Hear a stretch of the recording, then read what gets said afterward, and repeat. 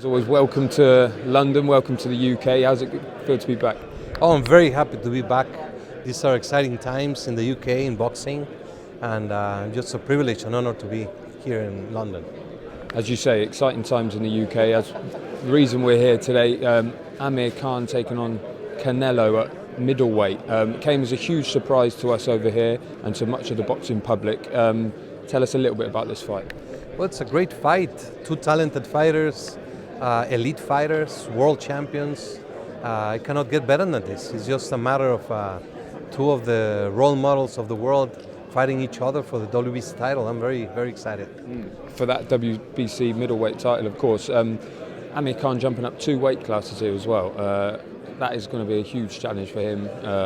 What does that sort of take for a fighter like Amir, who hasn't been at 47 for too long either? It's a big jump for him.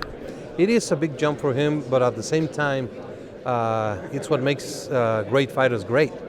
He's going to show the difference between being a fighter, an elite fighter, or a great champion. Sugar Ray Leonard did it against Hagler, Roy Jones against John Ruiz, Pernell Whitaker against Vasquez. So let's see in what category Amir Khan will be placed after that fight.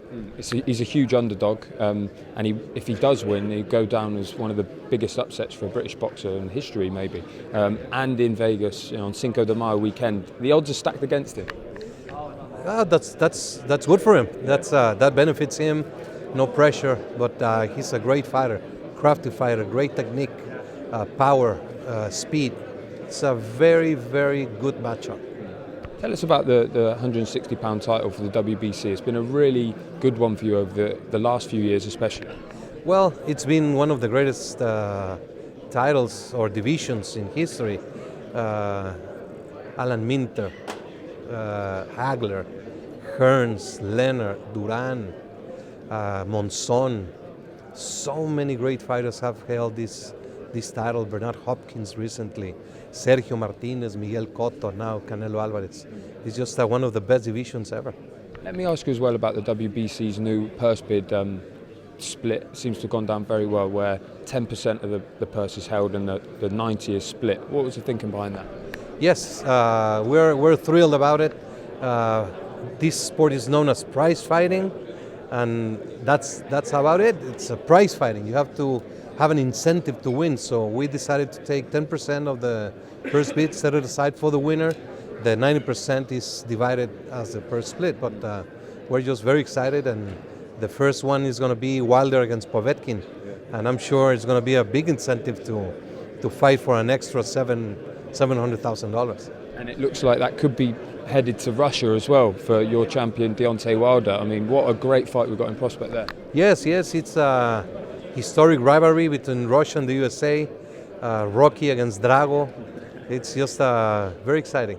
Let me ask you this as well. Obviously, news coming out of Manchester that AIBA are talking about professional boxers being allowed to box in the Olympics. Your reaction to that? They lost their mind.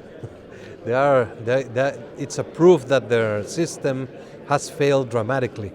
The World Series of Boxing, and however they try to qualify boxers for the Olympics, has failed.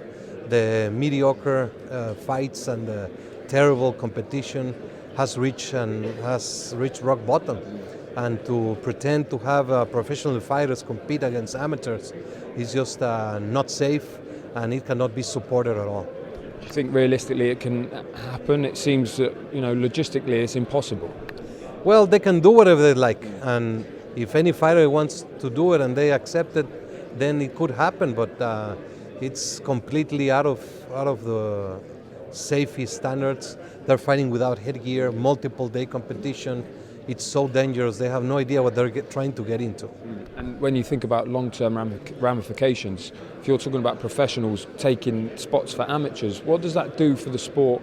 Surely then there's little that an amateur can do to even qualify for these events. Therefore, we don't have people turning pro. It completely changes the whole landscape.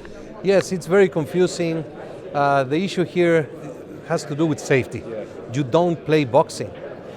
In other sports, you score goals, you score baskets, you make points. Here, it's a direct contact.